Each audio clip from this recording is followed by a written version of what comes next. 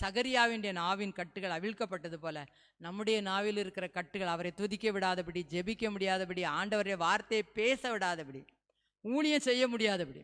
நிறைய ஊழியக்காரருடைய வாயை கூட என்ன செஞ்சிருக்கு, சில நேரங்களில் கட்டப்பட்டிருக்கு. ஆண்டவர் இந்த கட்டுகளை அவிழ்க்க முடியாது நம்ம ஜெபிக்க வரோம்.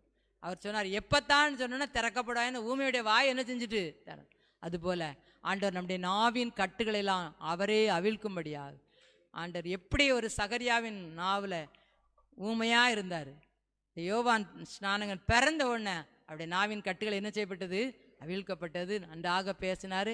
அவருக்கு யோவான் என்று பெயரிடுங்கள் என்று சொல்லி அந்த எழுதி காட்டினார். அதுக்குள்ளே வாய் திறந்து சொல்ல ஆரம்பிச்சிட்டார். ஆண்டவர் நம்முடைய நாவினுடைய கட்டுகள், பலவீனத்தினால கட்டுகள் இருக்கலாம், பிசாசின் கிரியைகள்னால இருக்கலாம், ஏதோ ஒரு சோர்வுனால இருக்கலாம், அசதினால இருக்கலாம், பேசவே முடியாதபடி இருக்கலாம். எல்லா கட்டுகளையும் இந்த நாளில் ஆண்டவர் நம்மளை அப்படியே அவிழ்த்து போட முடியாது.